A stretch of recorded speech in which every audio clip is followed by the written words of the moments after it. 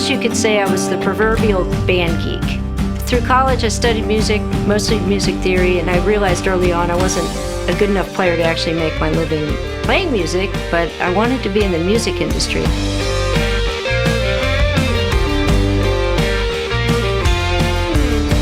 Manley Labs started within another company building high-fidelity products, and in 1989, we started building microphone preamps, so all of a sudden we were in the pro audio arena.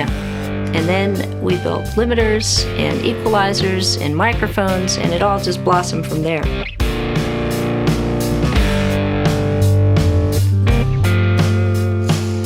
The genesis of the variable mu came from a Danish broadcast limiter called a DISA, which also was an all-tube limiter, and I think that was one of the most attractive things about it.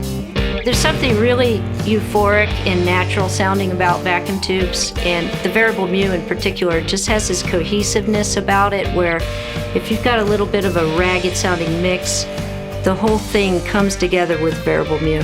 It gives the music a big hug. The Manley variable mu is different from other compressors.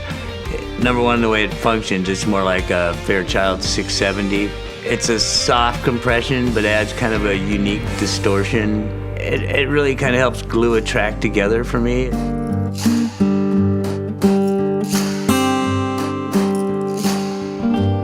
We were a long time holdout to the whole plug-in community. You know, people ask us for, the last decade or more, come on, when are you doing a Manley plug-in?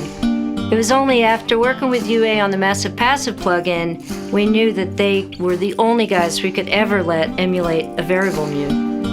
Emulating a compressor is very difficult because you have different distortion products happening at different levels and you need to be doing that all the time. It's just not a static state thing like an equalizer is. When I first heard the variable mu plugin in the studio, I was amazed on an A/B test how difficult it was to tell the two apart. I heard more differences in the converters than I heard between the plugin and the actual hardware piece. In fact, sonically, I don't really think you could tell them apart. The first thing that I noticed about the plugin is that it gives you that same warmth that the hardware unit does, especially like on a vocal, for instance. Helps it to sit right there in the mix, right in front of you. That warm kind of low mid, it really accentuates. It's something almost indescribable that there's no other unit in the world that has done that magical trick that the variable mu does.